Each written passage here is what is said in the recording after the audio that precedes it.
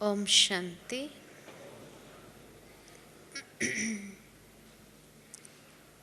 बाप दादा ने हम सभी बच्चों की झोली अनेक ज्ञान रत्नों से भरपूर किया है। समय प्रति समय बाबा अनेक रहस्य भी हमारे सामने स्पष्ट करता है और इसीलिए आज ये जो विषय है कि ब्राह्मण जीवन में ही कैसे रामायण का व्यवहारिक स्वरूप देखने को मिलता है। कई बार बाबा हम बच्चों को ये बात समझा चुके हैं कि बच्चे, जब कभी कोई आपसे पूछे कि आप शास्त्र को मानते हो तो क्या कहना चाहिए।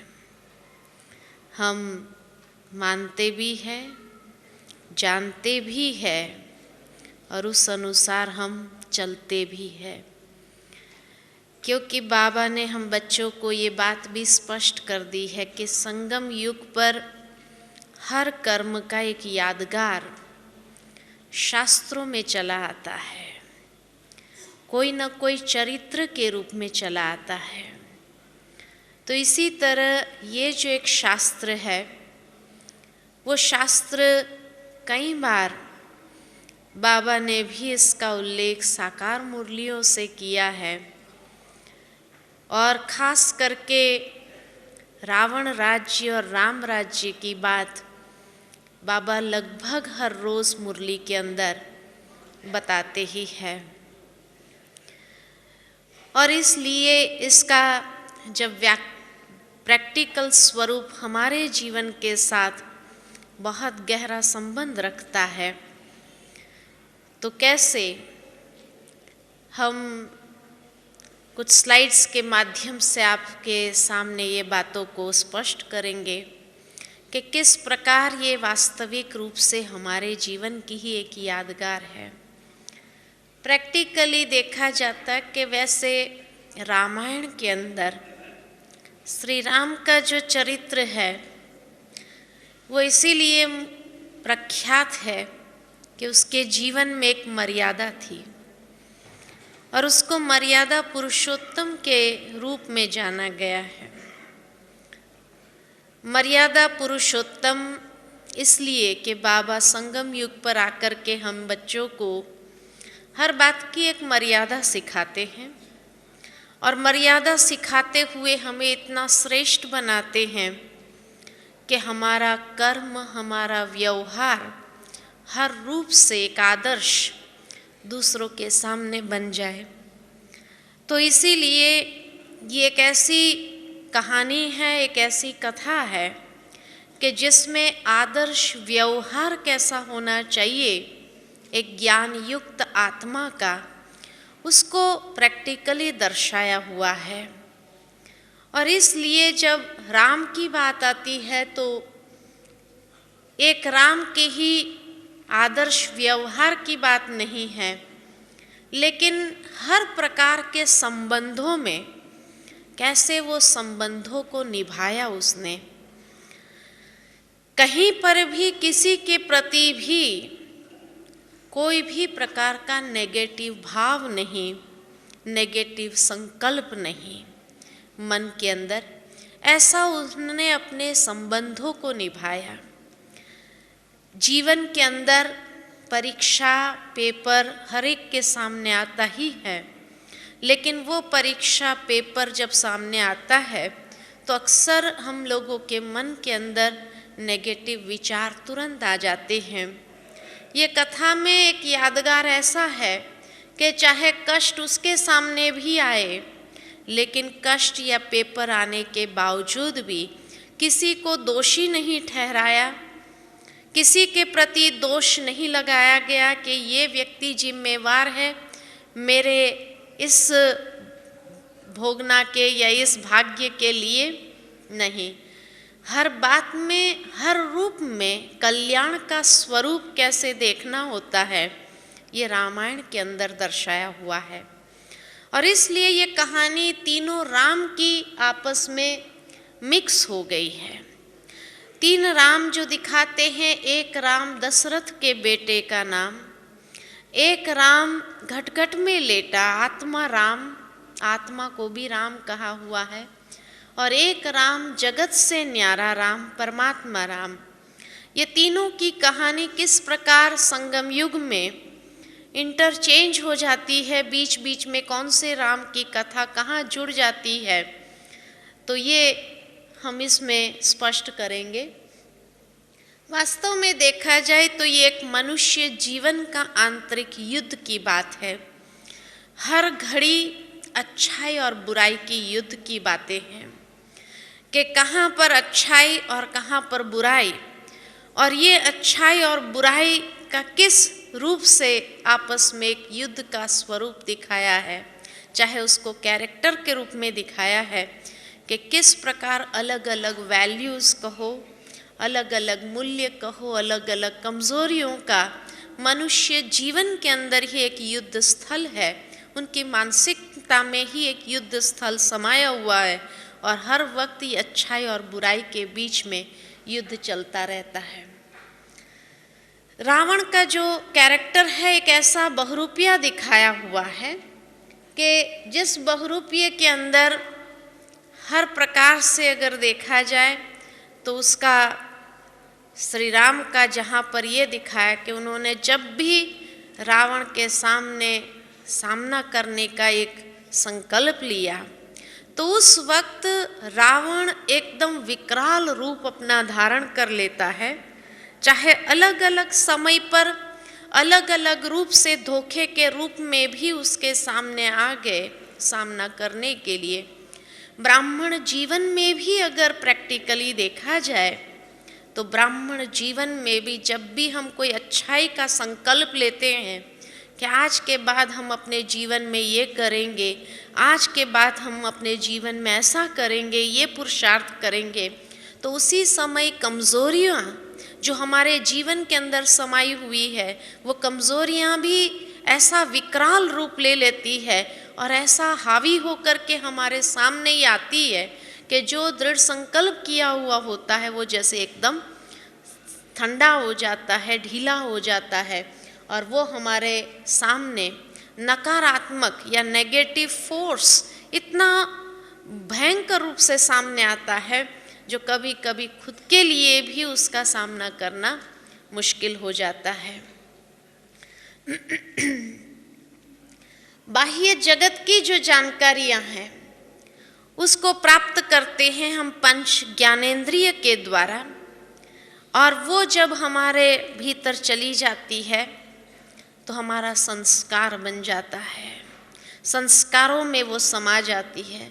वो संस्कारों के आधार पर पंच इंद्रियों के द्वारा हम कर्म करते हैं, लेकिन जहाँ पर भी हम मन और बुद्धि की एकाग्रता अपने जीवन के अंदर लाते हैं तो वो मन और बुद्धि की एकाग्रता से वो संस्कारों में हम परिवर्तन ला सकते हैं। रामायण के अंदर जो कैरेक्टर दिखाए हैं, खास करके दशरथ से जो आरंभ होता है कि एक ऐसा कैरेक्टर है कि जिसका नाम ही है दशरथ, कि जिसका 10 इंद्रियों के ऊपर राज्य है, 5 स्थूल इंद्रियां, 5 सूक्ष्म इंद्रियां, और जिनका इन 10 इंद्रियों के ऊपर राज्य है। कल भी मुझे बाबा की वाणी सुनते समय यही महसूस हुआ जब बाबा ने कहा बच्चे स्वराज्य अधिकारी बनो, बाबा की ये आश है। तो यही संगम युग का स्वरूप है कि जो आत्माएं स्वराज्य अधिकारी है, अपनी 10 इंद्रियों के ऊपर जिसका अधिकार है, राज्य है, वही वास्तविक रूप में दशरथ है। और उस आत्मा की, स्वराज्य अधिकारी आत्मा की जीवन के अंदर 3 विशेषताएं हैं, जो 3 विशेषताएं उसकी 3 रानियों के रूप में दर्शाया हुआ है। वो है कौशल्या। कौशल्या अर्थात जो हर प्रकार की कुशलताओं में संपन्न, व्यवहारिक कुशलता जिसके अंदर हो, कैकेयी जो है सर्व प्राप्ति संपन्न, बचपन से ही उसको जैसे एक राजा की राजकुमारी थी और हर प्रकार की उपलब्धियां उसके जीवन में थी। जो कल भी बाबा ने बताया कि सर्व प्राप्ति संपन्न आत्मा वो बन जाती है। और तीसरी है सुमित्रा, कि जिसका हरेक के साथ का मित्रता भाव या जिसका किसी के प्रति कोई भी प्रकार का बुरा भाव न हो, हरेक के प्रति शुभ भावना शुभकामना समाई हुई हो, तो स्वराज्य अधिकारी आत्मा की ये तीन विशेषताएं उसकी जीवन की एक साथी के रूप में, परछाई के रूप में जैसे साथ साथ होती है। और फल स्वरूप उसके जीवन के अंदर 4 जो बेटे प्राप्त होते हैं, वो चारों बेटों के रूप में जो दिखाया है श्री राम अर्थात विवेक का प्रतीक, कि स्वराज्य अधिकारी आत्मा का विवेक बहुत पावरफुल होता है। सच झूठ अच्छाई बुराई हर बात में परख शक्ति बहुत तेज होती है विवेक के कारण। दूसरा है भरत समर्पणमयता का प्रतीक, समर्पण भाव उसके अंदर समाया हुआ था। तीसरा है लक्ष्मण त्याग का प्रतीक और चौथा है शत्रुघ्न अर्थात जो सहयोग का प्रतीक। ब्राह्मण जीवन में स्वराज्य अधिकारी आत्मा की ये चारों सब्जेक्ट्स के रूप में दिखाया है। विवेक अर्थात ज्ञान, समर्पणमयता अर्थात योग, लक्ष्मण त्याग अर्थात धारणा और शत्रुघ्न सहयोग अर्थात सेवा भाव। ये हमारे जीवन के 4 सब्जेक्ट है, ज्ञान, योग, धारणा और सेवा। स्वराज्य अधिकारी आत्मा के ये चारों सब्जेक्ट में बैलेंस किस प्रकार उसने निभाया वो बहुत सुंदर रीति से दर्शाया हुआ है। और इसीलिए उनको जो वेदों का ज्ञान या शिक्षा दीक्षा के लिए सर्वप्रथम ऋषि वशिष्ठ जी के पास भेजा जाता है कि जहाँ वो अपनी शिक्षा दीक्षा प्राप्त करते हैं। अर्थात बाबा भी हम बच्चों को कहता है कि ये चारों सब्जेक्ट में बैलेंस रखने के लिए हर रोज़ हम बच्चों को भी ज्ञान और योग का अध्ययन नित्य करना आवश्यक है। जितना हम इसका अध्ययन रेगुलर करते जाते हैं उतना ही हमारे अंदर भी एक रिफाइननेस बुद्धि की आती जाती है, या जिसको बाबा कहते हैं सिद्धि स्वरूप आत्मा हम बन जाते हैं, जो अनेक प्रकार की सिद्धियां को सहज ही अपने जीवन में प्राप्त कर सकते हैं। और उसके बाद उनको विश्वामित्र जी ले जाते हैं, खास करके राक्षसों का संहार करने के लिए और यज्ञ की रक्षा करने के लिए। बाबा भी बच्चों को कहते हैं कि जो बच्चे यथार्थ रूप में स्वराज्य अधिकारी आत्मा है, जिनका चारों ही सब्जेक्ट में बैलेंस है, जो नित्य ज्ञान और योग का अध्ययन करते हैं, वो आत्मा विश्वामित्र अर्थात वसुधैव कुटुंबकम की भावना को अपने अंदर उजागर करते हैं और सारे विश्व के प्रति एक वसुधैव कुटुंबकम का भाव होता है। अर्थात जिसको बाबा कहे हद से निकल करके वो आत्मा बेहद के अंदर आ जाती है, बेहद की भावना उसके अंदर उजागर होती है और साथ ही साथ सच्चे अर्थ में वो यज्ञ रक्षक बन जाते हैं और कोई भी प्रकार की आसुरी वृत्ति, आसुरी बातें यज्ञ के अंदर न आए विघ्न रूप में उसका सही अर्थ में संभाल करने के लिए निमित्त बन जाते हैं। ताड़का जैसी राक्षसनियों का भी वध किया, अर्थात जो बुराई हैं उन बुराइयों के ऊपर भी संपूर्ण रूप से विजय प्राप्त किया और उसमें उसको मारने की भी समर्थी आ जाती है। और तभी जो कहा कि यज्ञ रक्षा के लिए वो निमित्त बन जाते हैं, अर्थात कैसे भी विघ्न की बातें आए भी, लेकिन जहाँ स्वराज्य अधिकारी आत्मा है जिसका ज्ञान और योग पर विशेष अटेंशन है, जिसके जीवन के अंदर धारणा कूट कूट करके भरी हुई है, वो कैसी भी परिस्थिति के अंदर सही अर्थ में यज्ञ रक्षक बन करके यज्ञ की रक्षा, यज्ञ को संभालने के लिए निमित्त बन जाते हैं।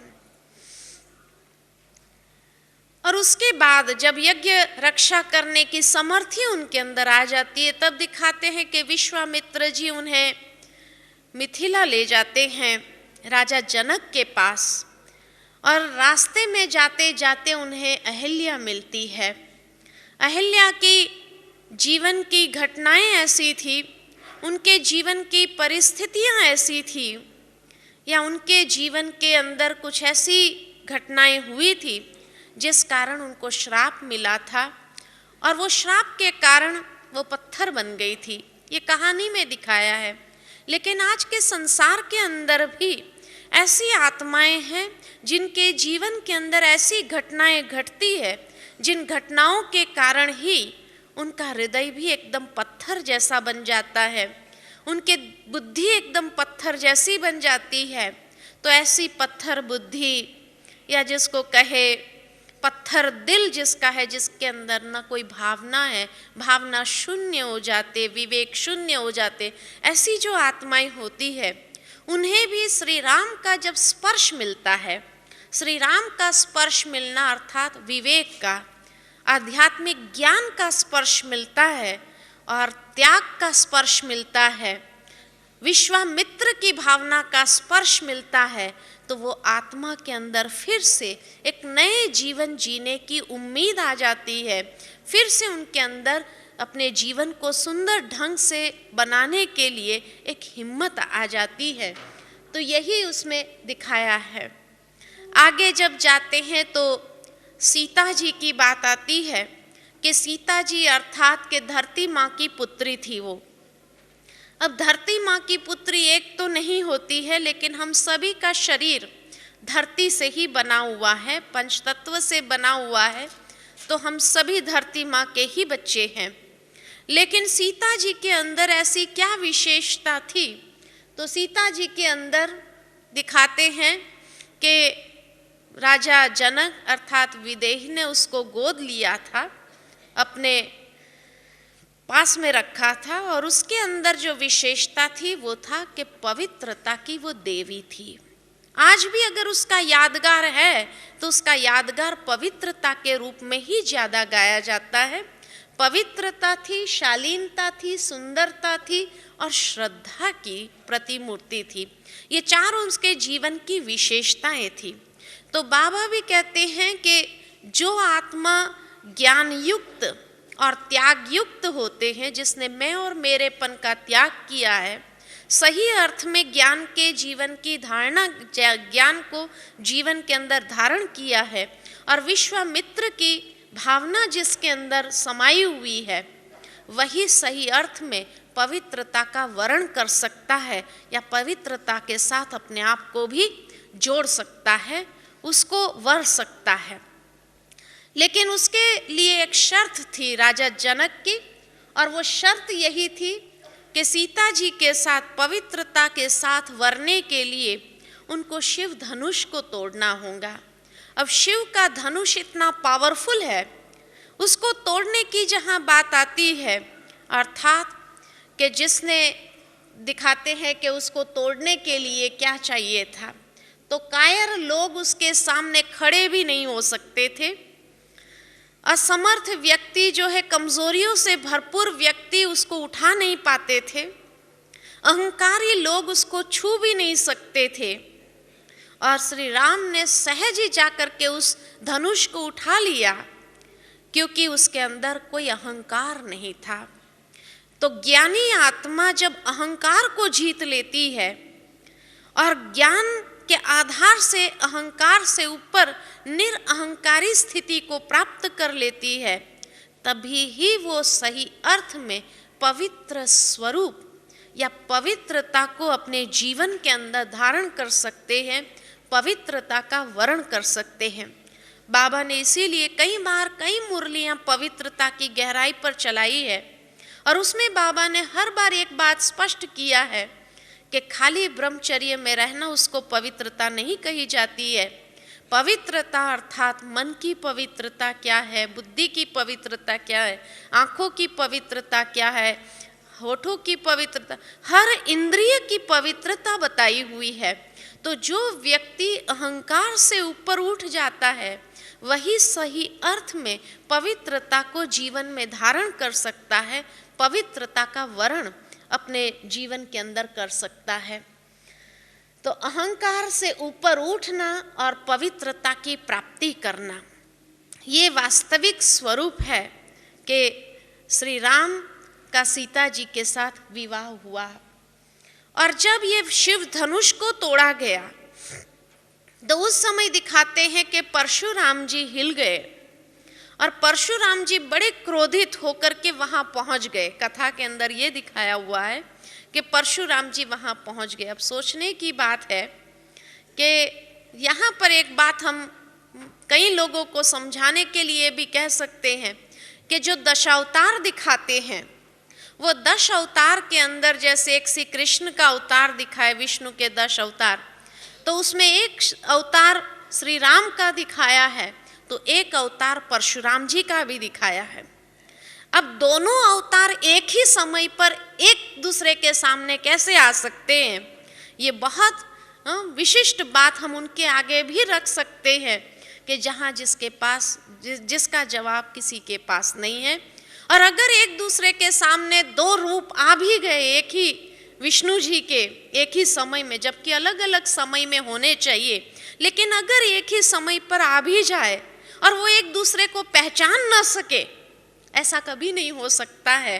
तो इसीलिए कहा कि आज दुनिया के अंदर ये जो है कि परमात्मा के वास्तविक स्वरूप को भी कोई नहीं जानते हैं, क्योंकि परशुराम जी का जो स्वरूप दिखाया है क्रोध और अहंकारी व्यक्ति के रूप में उसको दर्शाया है। तो जब इंसान के जीवन के अंदर भी अहंकार आ जाता है, क्रोध आ जाता है, तो वो परमात्मा के यथार्थ स्वरूप को भी पहचानने के लिए असमर्थ हो जाता है। और इसलिए दिखाता है कि श्री राम ने फिर उसको भी अपने मधुरता के गुण से जीत लिया, ठंडा कर लिया।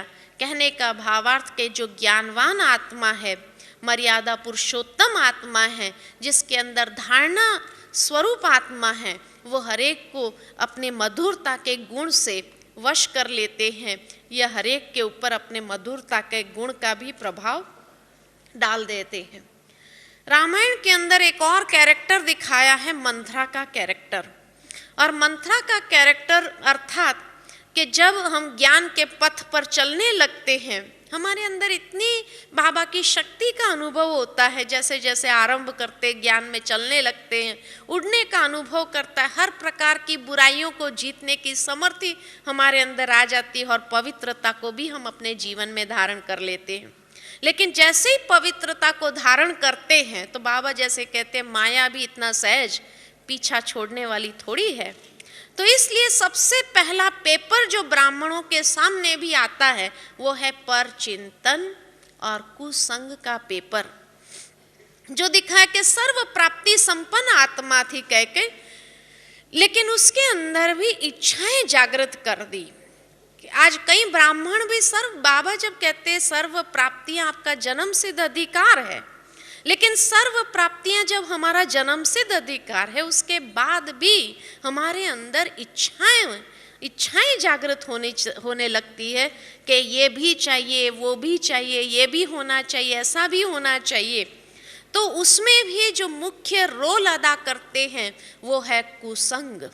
इसलिए बाबा की कई मुरलियां साकार में भी चली है कि बच्चे हमेशा कुसंग से बचे रहो, क्योंकि कुसंग जैसे लगता है वैसे ही पर चिंतन आरंभ न हो ऐसा कभी नहीं हो सकता है। और वो पर चिंतन में क्या होता है, एक दूसरे की बुद्धि को खराब करने वाली बातें होती है, अच्छी बातें कभी भी उसमें नहीं होती है। इसलिए इनसे सदा हमको दूर रहना है, नहीं तो वो हमारे अंदर ऐसी बातें भर करके हमारे अंदर की जो इच्छा शक्ति है, कलयुगी दुनिया की भौतिक चीज़ों की इच्छाओं को भी जागृत करने के लिए समर्थ बन जाती है। और हमारा आत्मनियंत्रण या जिसको कहे स्वराज्य अधिकारी का जो लक्षण है उसको धीरे धीरे खत्म कर देती, आत्मनियंत्रण खो देती है। और इसलिए वो स्वराज्य अधिकारी आत्मा को भी विवश कर देती है कि मेरे 2 इच्छाएं पूरी करो, बस मुझे और कुछ नहीं चाहिए। कई बार हम कई ब्राह्मण आत्माओं को भी देखते हैं, बाबा कहते हैं कि तुम स्वराज्य अधिकारी आत्माएं हो, सर्व प्राप्ति संपन्न आत्माओं हो, सर्व प्राप्तियों के ऊपर तुम्हारा अधिकार हो। और वो आत्माएं बाबा के सामने क्या कहती है, बाबा मेरी बस इतनी इच्छा पूरी हो जाए, है ना। तो कहने का भावार्थ वो अपने स्वराज्य अधिकारी की सीट से नीचे उतर आती है और इच्छाओं के अधीन हो जाती है और अपना आत्मनियंत्रण भी खो देती है। और इस प्रकार जब ये आत्मनियंत्रण खो देते हैं तो सबसे पहली इफेक्ट जो आती है हमारे 2 सब्जेक्ट पर आती है, वो है ज्ञान और धारणा और पवित्रता। वो यथार्थ पवित्रता नहीं, इच्छाएं उत्पन्न हुई तो पवित्रता खत्म हो गई। और इसीलिए ये तीनों वनवास चले जाते हैं, अर्थात जो बाबा कहते हैं बुद्धि को ताला लग जाता है, गोदरेज का ताला लग जाता है। ज्ञान उस समय विवेक उसका चलता नहीं है, तो विवेक चला जाता है, उसके साथ पवित्रता जो उसकी साथी है वो भी चली जाती है, और साथ में जो त्याग है, मैं और मेरेपन का जो त्याग किया है, धारणा का सब्जेक्ट है, वो भी हमारा वीक हो जाता है। और इसलिए हमारी मर्यादाओं में भी एक प्रकार का अंतर आ जाता है। तो ये तीनों जैसे वनवास चले जाते हैं, उस स्वराज्य अधिकारी आत्मा के राज्य से ये तीनों विदाई ले लेते हैं। और जब विदाई लेते हैं तो 10 इंद्रियां अपने ऊपर जो नियंत्रण है उसको खो देती है, समाप्त हो जाता है। और उसके बाद उनको छोड़ने के लिए जाता है सुमंत। सुमंत जब उनको छोड़ने के लिए आगे जाता है तो उस समय वो उनको कहते हैं कि मुझे भी अपने साथ ले चलो। श्री राम को कहते हैं। अब सुमंत यहाँ है सुकर्म, जिसका मन सुंदर था, जिसने अच्छे कर्म किए थे हमेशा। तो सुकर्म भी कहता है त्याग और ज्ञान पवित्रता और त्याग को कहता है मैं भी आपके साथ चलती हूँ। तो उस समय श्री राम मना करते कि नहीं, आप वहीं रहो, क्योंकि अगर सुकर्म भी निकल गए उस स्वराज्य अधिकारी आत्मा के जीवन से तो क्या बचेगा, किसके सहारे फिर वो खड़ा होगा। कम से कम उसके सुकर्म का खाता होगा तो उसको फिर से उठने का एक सहारा हो जाएगा। इसलिए आप वहीं जाकर के रहो। तो इसलिए वो वहाँ पर उसको वापस भेज देते हैं और इस तरह से वो लोग आगे बढ़ते हैं। जब सुमंत ने आकर के सारी बात सुनाई तो उस समय दशरथ की जो स्थिति है दिखाते हैं कि दशरथ के जीवन में एक कर्म ऐसा था अनजानेपन में जो उससे हो गया था, वो था श्रवण कुमार के माता पिता, जो श्रवण कुमार की जो हत्या हो गई थी उसके हाथों से, अनजानेपन में हुआ एक पाप कर्म कि भोगना उसको किस प्रकार भोगनी पड़ती है, जो बाबा कई बार हम बच्चों को कर्म की गुह्य गति समझाते हुए कहते हैं, बच्चे एक अच्छा कर्म हुआ तो उसका 100 गुना अच्छा भी खाता जमा हो जाता है, लेकिन अगर एक भी बुरा कर्म ब्राह्मण जीवन में हुआ तो उसका भी 100 गुना दंड भोगना पड़ता है। उसके जीवन में एक कर्म ऐसा अनजानेपन में हुआ था, उसकी भी भोगना उसको शरीर छोड़ते वक्त किस प्रकार भोगनी पड़ती है। तो स्वराज्य अधिकारी आत्मा होते हुए भी उसकी भोगना कैसी लिखी हुई है वो दर्शाया हुआ है कि कोई उस भोगना से उसको छुड़ा नहीं सकता है, बचा नहीं सकता है। कर्म का फल तो अवश्य आत्मा को भोगना ही पड़ता है।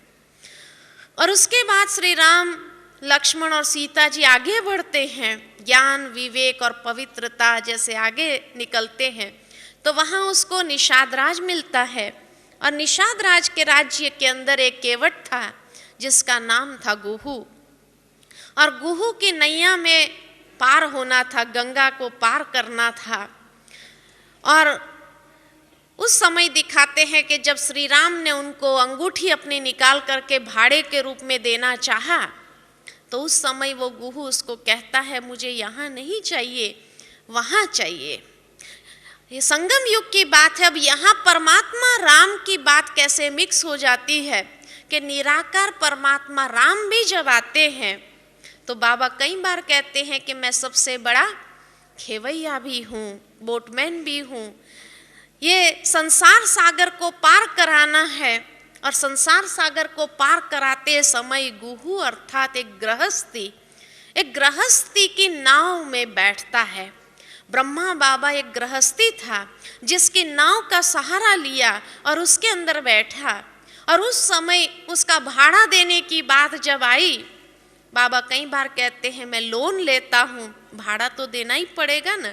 भाड़ा देने की बात आती है तो ब्रह्मा बाबा भी क्या कहते हैं, यहाँ नहीं चाहिए मुझे, वहाँ चाहिए, अर्थात पार होने के बाद चाहिए, स्वर्ग के अंदर मुझे वो प्राप्ति के रूप में चाहिए। तो यहाँ ये निराकार परमात्मा की बात मिक्स हो जाती है।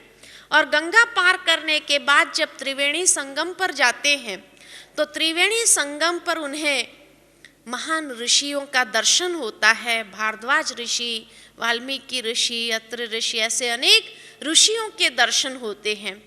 कहने का भावार्थ के संगम युग पर बाबा जब आते हैं तो संगम युग पर हम बच्चों को भी जिस प्रकार ज्ञान योग धारणा सेवा में तपस्या कराते हैं, तो ये तपस्या के कारण आज हम अपनी दादियों को जब देखते हैं जिन्होंने 70-70 साल तपस्या की है, ये एक एक ऋषियों से कम नहीं है। जिन ऋषियों का गायन और वर्णन शास्त्रों में किया हुआ है, ये ऋषियाँ और कोई नहीं है बल्कि हमारी दादियाँ हैं, जो दादियों ने इतने सालों की तपस्या की है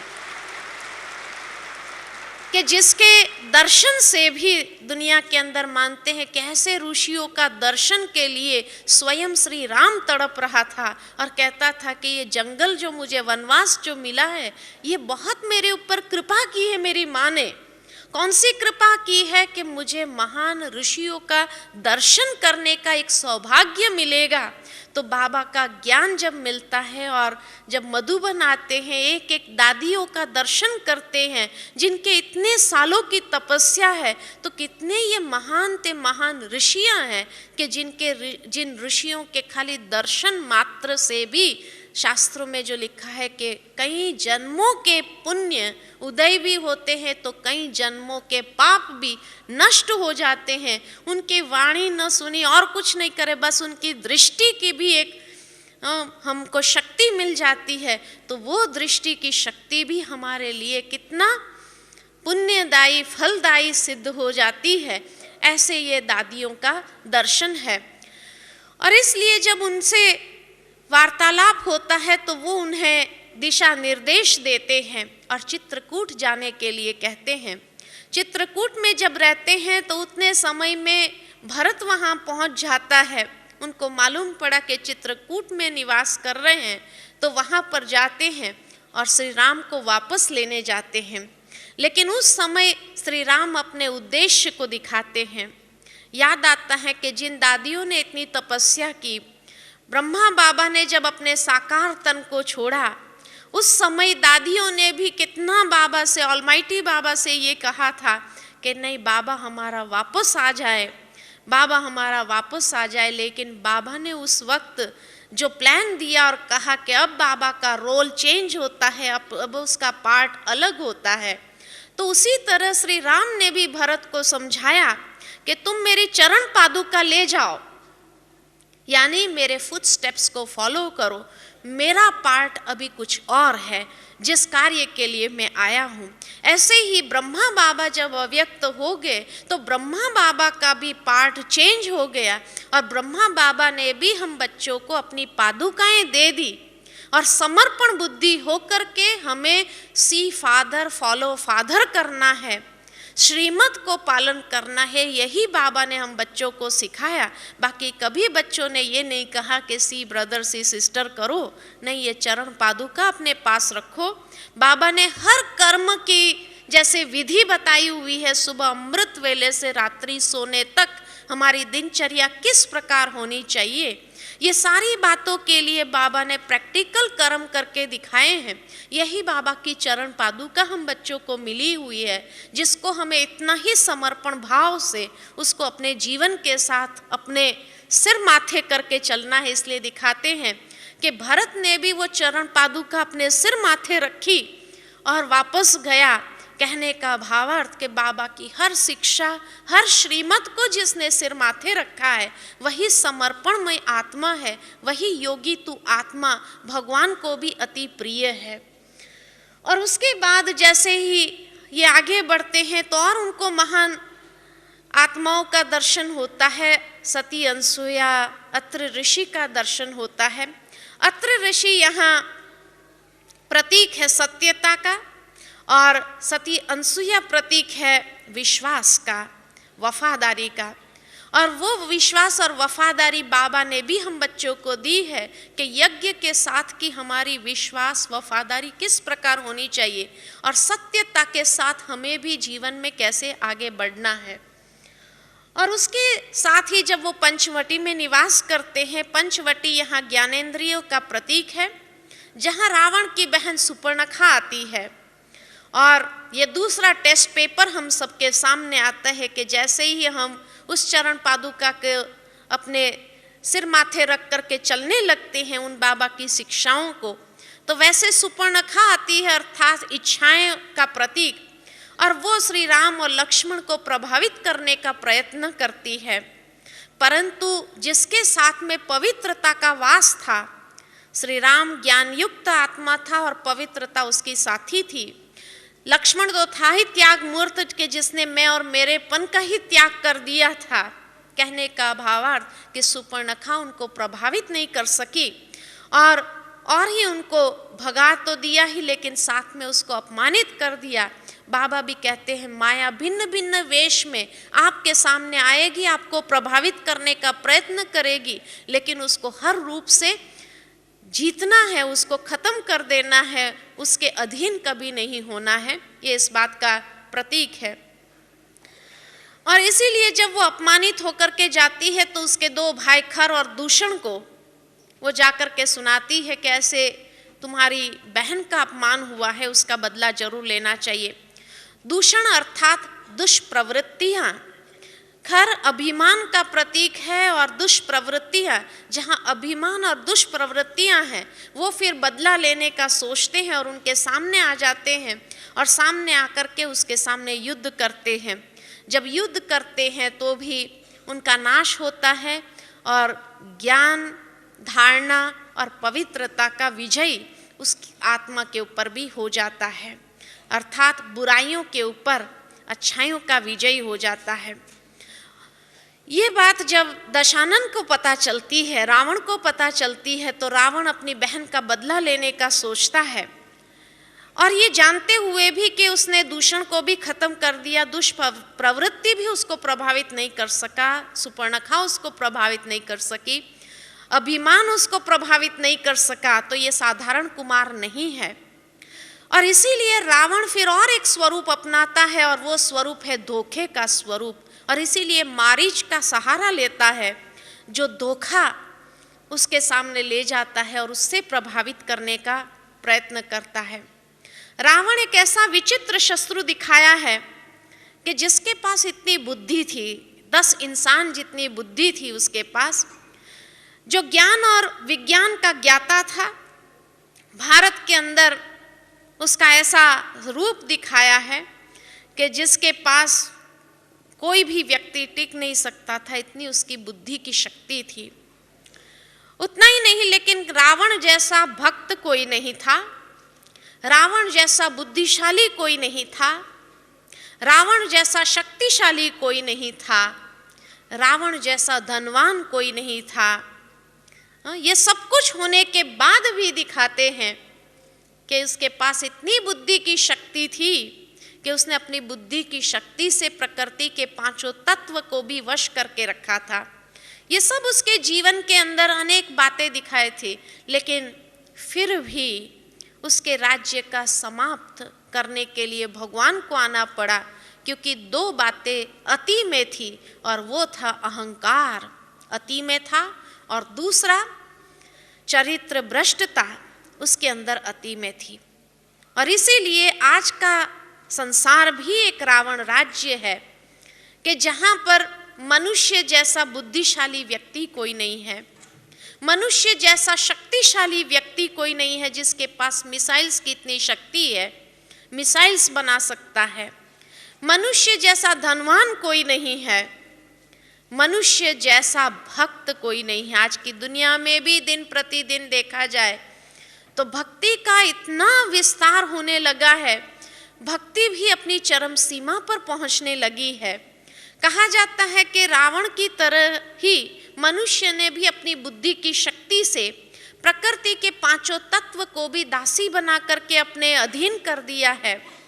वायु देवता, अग्नि देवता, इंद्र देवता, इनको अधीन करके अपने घरों में बांध के रखा है कि आज स्विच चालू करो तो वायु देवता पंखा हिलाने लगता है, गैस चालू करो तो अग्नि देवता खाना पकाने लगता है, नल खोलो तो इंद्र देवता घर में पानी भरने लगता है।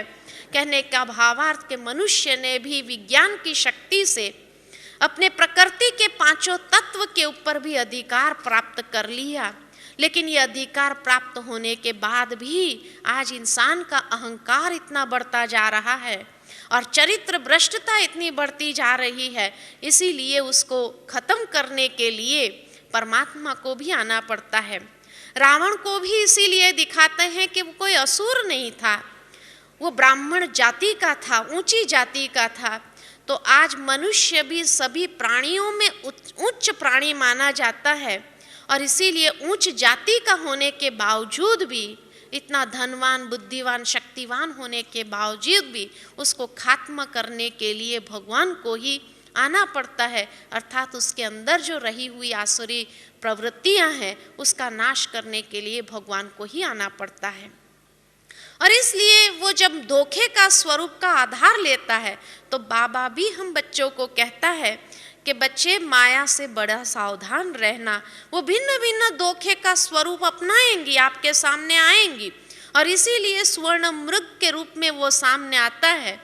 तो उस समय सीता जी जो पवित्रता की देवी मानी गई है, लेकिन कहा जाता है कि जब वन में जाना था तो उस समय श्री राम भी जानते थे कि वहाँ किस प्रकार के राक्षस होंगे, इसलिए सीता जी का जो संपूर्ण स्वरूप था वो अग्नि को सौंपा हुआ था और सीता जी का साधारण स्वरूप ही श्री राम के साथ चल रहा था और साधारण स्वरूप होने कारण ही वो स्वर्ण मृग के पीछे आकर्षित हो गई। बाबा भी हम बच्चों को कहते हैं कि हर एक बच्चे का संपूर्ण स्वरूप वतन के अंदर है और हमें भी वो स्वरूप चलते फिरते फरिश्ता स्वरूप हमारा बन जाए, इतनी ऊंची स्थिति या उतने ऊंचे स्वमान पर स्थित होना है। लेकिन जब हम भी उस स्वमान से नीचे आ जाते हैं, साधारण स्वरूप में आ जाते हैं, तब हम भी कई प्रकार के भौतिकवाद, सुवर्ण मृग अर्थात इस दुनिया के भौतिकवाद, वो भौतिकवाद के पीछे हम भी आकर्षित हो जाते हैं और वो हमें लुभाने का प्रयत्न करते हैं। तभी सीता जी भी श्री राम को कहती है कि मेरे को ये मृग ला करके दो, मुझे ये चाहिए, मैं उसको ले जाऊंगी अयोध्या में, सभी खुश होंगे और अगर मर भी गया तो उसका जो चर्म है उसको हम यूज़ करेंगे आपकी तपस्या के लिए। कहने का भावार्थ उसके अंदर साधारण स्वरूप होने कारण वो धोखे को पहचान नहीं सकी।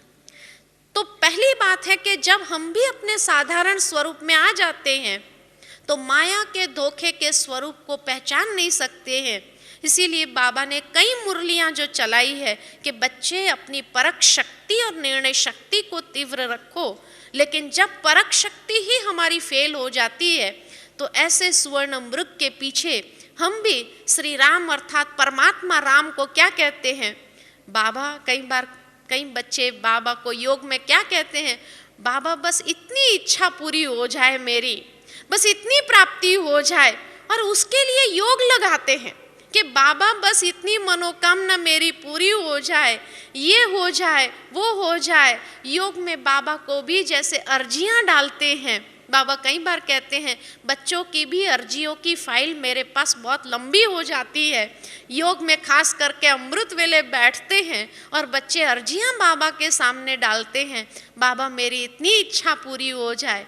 तो सीता जी का वो स्वरूप सामने आता है कि कैसे राम को भी कहते हैं जाओ मेरे लिए ये ले आओ, मेरी इतनी इच्छा पूरी कर दो।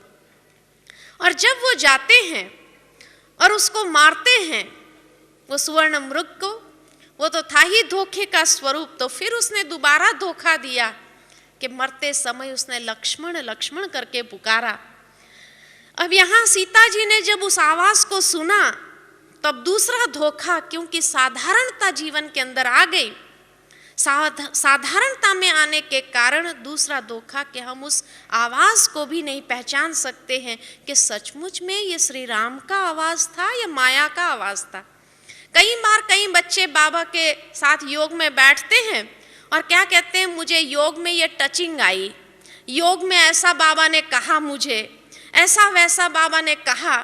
अरे जब धोखे के स्वरूप में आते हैं तो माया की आवाज को भी क्या समझते हैं, बाबा की आवाज है, और इसीलिए बाबा ने मुझे ऐसा कहा, बाबा ने मुझे वैसा कहा। अरे बाबा ने कुछ नहीं कहा, वो तो धोखे का आवाज था, माया का आवाज था। तो इसलिए ये पहचानना आवश्यक है कि योग में या प्रैक्टिकल ब्राह्मण जीवन में श्रीमत कब है, मनमत कब है, परमत कब है, ये तीनों मत को बाबा कहते हैं अच्छी तरह से पहचानो और पहचान करके निर्णय करो। लेकिन साधारण स्वरूप आत्मा जब उसको भी पहचान नहीं सकती है तो मन मत को भी श्रीमत ही समझ लेती है और उसके पीछे भागने के लिए त्याग, मैं और मेरेपन का जो त्याग करने वाली आत्मा है उसको भी पीछे दौड़ाती है। वो भी जाने के लिए चलो ठीक है मैं जाता हूँ, लेकिन फिर भी आपकी सुरक्षा के लिए एक लक्ष्मण रेखा लगा के जाता हूँ कि इस रेखा के अंदर रहना, उससे बाहर नहीं निकलना, क्योंकि माया का धोखा बहुत है। बाबा ने भी हम बच्चों को यही मर्यादा की रेखा की लकीर खींच के दी है, लेकिन जहाँ माया का धोखा है तो पहले तो उसको स्वरूप को पहचान नहीं पाए, दूसरा मनमत है या परमत है या श्रीमत है ये आवाज को पहचान नहीं पाए, और उसके बाद तीसरी बार साधारणता कितना नुकसानकारक बन जाती है। साधारण स्थिति, इसीलिए बाबा कहते हैं साधारण स्थिति में नहीं आओ, हमेशा अपने श्रेष्ठ स्वमान में स्थित रहो कि मर्यादा की लकीर जो हमारे सामने खींच के रखी है बाबा ने, हम उस लकीर को भी पार करने के लिए जैसे उतावले हो जाते हैं कि नहीं नहीं हम करते हैं। और इसलिए लक्ष्मण जी जब ये रेखा खींच के गए थे, चले गए, कहकर गए कि नहीं इसमें से बाहर निकलना, रावण उसी समय फिर धोखे का स्वरूप लेकर के सामने आता है, तो उस समय उसको मर्यादा की लकीर को क्रॉस करने लिए कहता है। बाबा भी हम बच्चों को कई बार सावधानी दे चुका है, कई बार अटेंशन खींचवा चुका है कि बच्चे अटेंशन प्लीज। कई बार बाबा के ये शब्द हम मुरली में सुनते हैं कि ध्यान रखो माया के धोखे के स्वरूप को, लेकिन फिर भी हम अपनी मर्यादा की लकीर को क्रॉस करके जब किस आत्मा के ऊपर रहम करने का भाव दर्शाने जाते हैं तो वहाँ पर माया पकड़ लेती है और हमें उठा करके ले जाती है। और उस समय दिखाते हैं कि जटायु जैसा पक्षी जो दूसरों के दुख दर्द को समझने वाला था वो बचाने के लिए आता है, अर्थात फिर भी जब परवश हो जाते हैं, लकीर को क्रॉस किया तो परवश हो जाते हैं। रावण के वश होना, माया के वश होना, माया कोई चीज थोड़ी है, लेकिन बाबा हमेशा कहते हैं परवश, माया के वश हो जाना। और इसलिए जब परवश हो जाते उस आत्मा को कोई समझाने भी जाए ना कि ये सही नहीं है, तुम अपने आप को संभालो, तो उसको भी क्या करते हैं, भयंकर रीति से जख्मी कर देते हैं। जटायु को भी जख्मी करके उसको गिरा दिया। और इसीलिए जब वो गिर जाता है तो श्री राम और लक्ष्मण उसको ढूंढते हुए, सीता जी को ढूंढते हुए जब वहाँ से गुजरते हैं तो जटायु ने तो अपने प्राण छोड़ दिए थे, लेकिन उसका संपूर्ण स्वरूप, उनका पूरा व्याख्या करके दिखाते हैं कि पवित्रता को कौन उठा करके ले गया, सीता जी को कौन उठा करके ले गया, ये सारी बातों का अवगत कराते हैं। और आगे बढ़ते हैं, श्री राम और लक्ष्मण, तो वहाँ शबरी उन्हें मिलती है, जो बहुत समय से इंतजार कर रही थी श्री राम का। बहुत गरीब थी, भावना प्रधान आत्मा थी, एक एक बेर चक चक करके रखती रहती थी कि मेरे राम आएंगे, उनको मैं खिलाऊंगी। कहने का भावार्थ बाबा भी कई बार मुरली के अंदर ये कहते हैं, बाबा के सामने कई भिलनी बच्चियां हैं, गरीब बच्चियां हैं, वो बचा बचा करके एक एक चीज अपना रखे रखती है, और बाबा के सामने जब ले आती है तो बाबा तो हर एक की भावना का भाड़ा दे देता है, बहुत सुंदर स्वरूप से उसका रिटर्न देते हैं। लेकिन लक्ष्मण, जिसने त्याग तो कर लिया था मैं और मेरेपन का, लेकिन दूसरों की भावना को वो समझ नहीं पाता था, और इसीलिए वो क्या करता था, उसको भी वो झूठे बैर जब खाने के लिए दिए तो क्या करता था, अपना मुंह बिगाड़ता था, मुंह बिगाड़ता था, और साथ में क्या करता था, बैर मुंह तक तो ले जाता था लेकिन खाता नहीं तो फेंक देता था। कहने का भावार्थ के बाबा के कई गरीब निवास बच्चे हैं, बाबा है ही गरीब निवास बच्चों का, हर एक की भावनाओं को पूरा करता है, लेकिन कई आत्माएं ऐसी है जिसने त्याग भी किया है, सब कुछ है, लेकिन उसके बाद भी गरीब बच्चों की भावनाओं को समझ नहीं पाते हैं, तो उन गरीब बच्चों की भावनाओं को भी ठुकरा देते हैं, लेकिन फिर भी बाबा उनकी भावनाओं का रिटर्न उसको जरूर देता है। यही उस दृश्य के अंदर भी दर्शाया हुआ है। इसलिए बाबा हमेशा मुरली में कहता है, मैं गरीब निवास हूँ, गरीब बच्चों की भावनाएं भले कोई आत्मा समझे या न समझे, लेकिन भगवान तो बैठा है उसकी भावनाओं को समझने के लिए, और इसीलिए उनकी भावनाओं का फल सही स्वरूप में उनको रिटर्न के रूप में देता ही है। शबरी ही उनको काम आती है, जो आगे उनका मार्ग प्रदर्शन करने के लिए निमित्त बन जाते हैं। कई बार हम किसी आत्मा को बहुत साधारण समझते हैं, लेकिन साधारण होते हुए भी कई बार हमारी मार्ग प्रदर्शना करने के लिए बहुत समर्थ हो जाती है, और इसीलिए उनको मार्ग आगे का दर्शाती है कि आगे ऋषिमुख पर्वत आपको मिलेगा, वहाँ पर आपको एक साधारण ब्राह्मण वेश में हनुमान जी मिलेंगे, वो भी आपके परम भक्त है, जो आपको सुग्रीव से मिलाएगा, जो आपका जो उद्देश्य है, जिस उद्देश्य से आप निकले हैं, वो उद्देश्य को पूरा करने के लिए आपकी सहायता करेंगे। सही अर्थ में वहाँ हनुमान जी की मुलाकात होती है। हनुमान जी अर्थात कौन, तो जिसने अनुमान और अभिमान का हनन किया हुआ था, जो निस्वार्थ सेवाधारी था, जिसके अंदर कोई भी प्रकार का स्वार्थ नहीं था, साहस वृत्ति उसके अंदर संपूर्ण भरी हुई थी, और जिसकी समर्पण बुद्धि थी। ये चार विशेषता हनुमान के अंदर थी, जिसने अनुमान और अभिमान का हनन किया था, निस्वार्थ भावना जिसके अंदर थी, साहस प्रवृत्ति जिसकी थी, समर्पण बुद्धि जिसकी थी, ऐसी वो आत्मा थी। और इसीलिए वो आत्मा जैसे परमात्मा की भी जैसे अनन्य और समीप स्वरूप में पहुंच जाती है, और उसकी हर रीति से सहायता करने के लिए वो शक्तिशाली बन जाती है। उसकी भेंट सुग्रीव से कराते हैं, और सुग्रीव अर्थात जिसने अच्छे कर्म तो किए थे, लेकिन बाली जैसा उसका भाई था, जिसने उसको भी अपने राज्य से निकाल दिया था, अर्थात जो अपना राज्य खो बैठा था। बाबा भी कहते हैं कई आत्माएं ऐसी है जो अपना स्वराज्य अधिकार खो देती है, और जब खो देती है तो उनकी स्थिति भी कैसी हो जाती है, सुग्रीव जैसी भटकने वाली स्थिति। अच्छे कर्म तो है, और उसके साथ कुछ बहादुर आत्माएं भी है, हनुमान जैसे, जामवंत जैसे, लेकिन वो भटकने का अनुभव करती है। और इसीलिए शक्तिहीन जब वो आत्मा हो जाती है, तो जब उसको फिर से राम की शरण में चले जाते हैं, तो फिर से उठने का एक आधार मिल जाता है। तो बाबा भी हम बच्चों को कहते हैं, जो शक्तिहीन आत्माएं हैं उनको आधार दो, और उनको फिर से राम की शरण में ले आओ, ऐसे सच्चे हनुमान बन जाओ, निस्वार्थ सेवा, साहस, समर्पण बुद्धि से और अनुमान और अभिमान का हनन करके उन आत्माओं को राम से मिलाओ। तो इसीलिए ऐसे सच्चे हनुमान हमें बन करके उनको मिलाना है।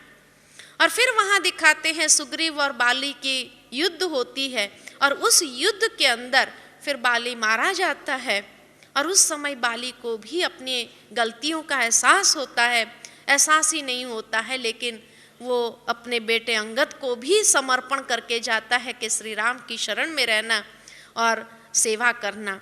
और इस प्रकार से युद्ध में जब उसको फिर से अपना स्वराज्य प्राप्त हो जाता है, सुग्रीव को स्वराज्य दिलाने का एक वायदा दिया था श्री राम ने, तो आज बाबा भी हम बच्चों को वायदा देता है कि मैं तुम्हें फिर से अपना स्वराज्य दिलाऊंगा।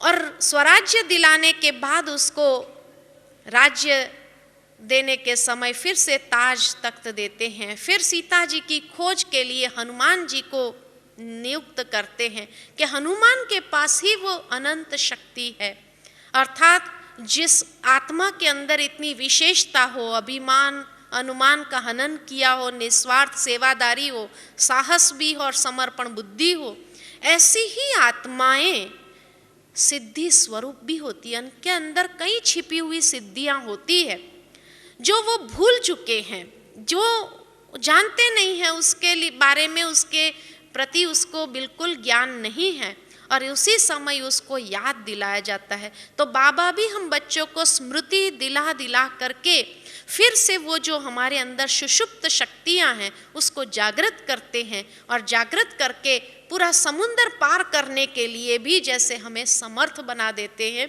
कि दूसरी आत्माओं को रावण की कैद से मुक्त करने के लिए मन बुद्धि की एकाग्रता चाहिए, और तभी कोई न कोई बड़ा कार्य भी सहज संपन्न हो सकता है। तो श्रद्धा और एकाग्रता के आधार पर ही ये बड़े से बड़ा कार्य भी संपन्न हो जाता है। लेकिन जैसे ही समुद्र लांग करके जाता है तो सबसे पहली परीक्षा उसके सामने आती है, वो है मेनक पर्वत। मेनक पर्वत समुद्र से निकल कर के हनुमान जी को कहता है कि भाई इतना बड़ा समुद्र तुम्हें पार करना है, थोड़ी देर रेस्ट कर ले तुम मेरे ऊपर और फिर आगे बढ़ो। उस समय हनुमान जी एक वाक्य उनको कहते हैं कि पुरुषार्थी के जीवन में आलस शोभा नहीं देता है। मैं अगर यहाँ रेस्ट करने बैठ जाऊं, मेरे श्री राम का कार्य है उसको कैसे पूरा करूँगा। कहने का भावार्थ, अगर हम भी सच्चे अर्थ में हनुमान हैं जो ईश्वर के कार्य के लिए तैयार है, तो हमारे जीवन के अंदर भी आलस और अलबेलापन को स्थान नहीं होना चाहिए। आलस और अलबेलापन को हमें जीत करके उसको खत्म कर देना है।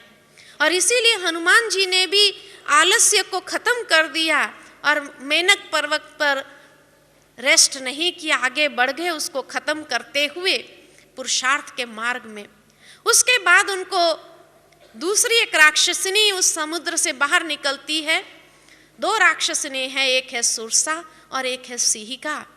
सुरसा और सिहिका किसका नाम है कि जैसे हम पुरुषार्थ के मार्ग में आगे बढ़ते हैं तो हमारे सामने भी दो पेपर जरूर आता है, और वो है सुरसा यानी स्पर्धा, कंपटीशन, एक दूसरे के साथ। बाबा कई बार हम बच्चों को कहते हैं, बच्चे रेस नहीं करो, रेस जरूर करो। स्पर्धा के भाव को जरूर पॉजिटिव वे में उठाओ, लेकिन रीस करके अगर ईर्ष्या के वश हो करके रीस करने लग गए तो पुरुषार्थ के मार्ग में आगे नहीं बढ़ पाएंगे।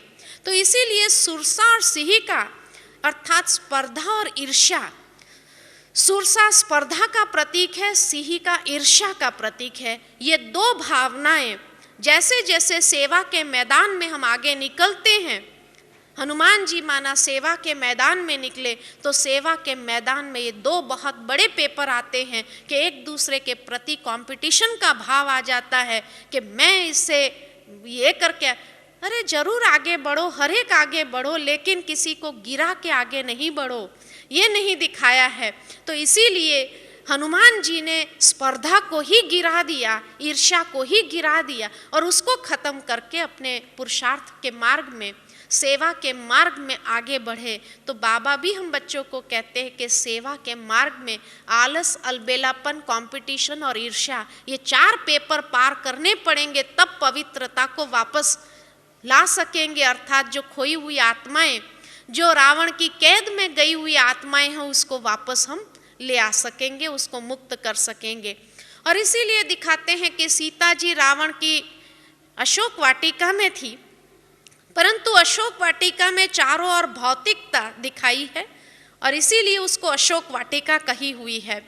लेकिन उस भौतिक या अशोक वाटिका में बैठी थी सीता जी शोक के अंदर, क्योंकि राम का वियोग के कारण वो एक शोक का अनुभव कर रही थी।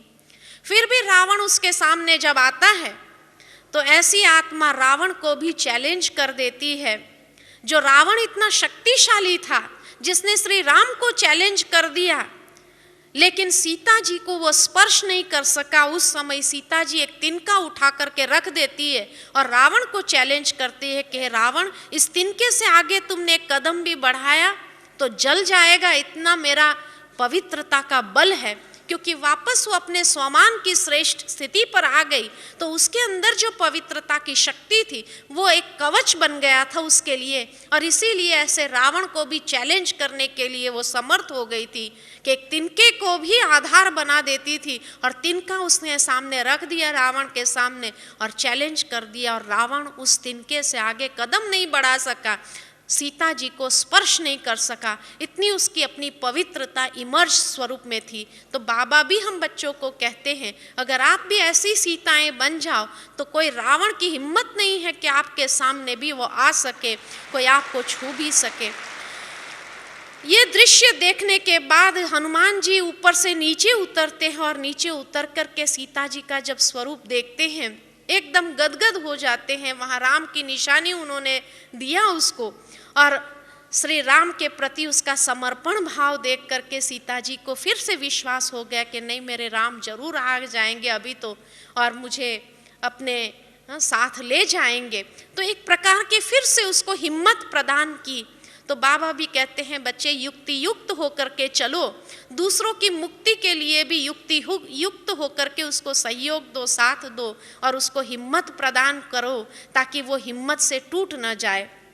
और इस प्रकार सीता जी को हिम्मत देने के बाद उनको लगा चलो देखते हैं, और अशोक वाटिका की जो भौतिकता या जो सुंदरता थी उसको नष्ट करना आरंभ कर दिया, और तभी उनको रावण के सामने ले गए। रावण ने कहा, बंदर की पूंछ को उसको विशेष लगाव होता है, इसलिए उसकी पूंछ को आग लगा दो। जब रावण के दरबार में उन्हें ले गए तो रावण के दरबार में ले जाने के बाद उसकी पूंछ को आग लगाई, और पूंछ को आग लगाई तो दिखाते हैं कि हनुमान जी ने तो उड़ान भरी और उस आग लगी हुई पूंछ से सारी लंका को जला दिया। कहने का भावार्थ, जो साहस वाली आत्मा होती है उसके सामने कैसी भी कठिन परिस्थिति क्यों न आए, लेकिन वो कठिन परिस्थितियों में भी विजयी स्वरूप हो जाती है, ऐसी वो समर्थ आत्मा होती है। और रावण की एक लंका को जलाना माना अभिमान को चैलेंज करने की बात थी कि ये तेरे अहंकार की समाप्ति का पहला कदम है, हे रावण, अभी भी तू समझ जा। और उसके बाद जब चले जाते हैं तो रावण को समझाने के लिए मंदोदरी भी आती है, उसको बहुत रिक्वेस्ट करती है, फिर भी समझाने का प्रयत्न करती है कि आप सीता जी को छोड़ दो। कहने का भावार्थ कि जो अहंकारी लोग हैं दुनिया के अंदर, उसको कितना भी समझाने का प्रयत्न करो, लेकिन वो कभी किसी की बात को अच्छाई के रूप में समझ नहीं सकते हैं कि ये मेरे लिए अच्छाई की बात कर रहे हैं, नहीं, और उसको भी ठुकरा देते हैं। विभीषण उनको समझाने के लिए जाता है, लेकिन विभीषण को भी ऐसी लात मार देता है, लेकिन उसके लिए तो वो लात भी कल्याणकारी हो गई कि वो श्री राम के चरणों में ही पहुंच गए और उनका सहारा लेने के लिए उनके शरण में चले गए। जब श्री राम के पास में गए तो श्री राम को अपना भक्ति भाव, अनुशासन, जो उनके अंदर गुण थे, जो शक्तियाँ थे, तो श्री राम भी उसको अपने शरण में ले करके उसको फिर से समर्थी दिला देते हैं। और उस समय विभीषण एक ही बात सलाह के रूप में देते हैं कि सागर से रास्ता मांगो। श्री राम ने इसीलिए अपने धनुष बाण उठाए सागर से रास्ता मांगने के लिए, लेकिन उस वक्त कहा जाता सागर देवता सामने आ जाता है और कहता है कि मुझे क्यों मार रहे हो आप, मुझे मारने की भी आवश्यकता नहीं, आपको रास्ता अपने आप मिल जाएगा, लेकिन उसके लिए एक विधि करनी पड़ेगी। और उसके लिए दिखाते हैं कि श्री राम को सागर देवता ने भी यही परामर्श दिया कि हे राम, अगर आप रावण के ऊपर सचमुच वहाँ तक पहुँच करके उसके ऊपर विजय पाना चाहते हो तो पहले शिव की पूजा करो, शिव से शक्ति प्राप्त करो, क्योंकि श्री रावण भी शिव का भक्त है और उसने भी वहीं से शक्ति प्राप्त की हुई है, इसीलिए उसको मारने की समर्थी किसी के अंदर नहीं है। कहने का भावार्थ कि वहाँ पर श्री राम ने इसीलिए जब शिव की पूजा की और शिव से वो शक्ति प्राप्त की, बाबा से भी हम जब वो शक्ति प्राप्त करते हैं योग में रह करके, तो उसी शक्ति के आधार पर रावण के ऊपर विजय पाना कोई बड़ी बात नहीं है, असंभव हमारे लिए कुछ भी नहीं है और हर मुश्किल भी आसान हो जाती है जहाँ शिव बाबा की शक्ति है। और इस तरह से यहाँ तक ही हमारा उद्देश्य ये है कि रामायण का एक आधार लिया और दुनिया की आत्माओं को भी यही बताना कि जहाँ श्री राम ने भी शिव की पूजा की, तो हम बच्चों को भी किसकी पूजा करना चाहिए या किसको याद करना चाहिए, किसकी आराधना करनी चाहिए, किसकी तपस्या करनी चाहिए। और वहाँ से हम शिव बाबा का परिचय आरंभ कर देते हैं और वो परिचय भी उनके दिमाग में फिर उस समय टच होता है कि नई बात सही है कि 10 अवतार से भी श्रेष्ठ अगर है तो वो है परमात्मा शिव। तो इसी के साथ ही मैं यहाँ समाप्त कर देती हूँ, क्योंकि आगे आपका सम्मान समारंभ का कार्य है। और इसीलिए जो कहा कि आज ये सम्मान समारंभ में जो कहा कि हमारी एक एक दादियाँ एक एक ऋषियों से भी बढ़कर है, तो उनका दर्शन करेंगे और उनके दर्शन से जैसे हमारे दिल को एक आराम का अनुभव कराएंगे, ऐसी हमारी ये दादियाँ हैं। ओम शांति। 2 मिनट बाबा की याद में बैठेंगे। ओम शांति।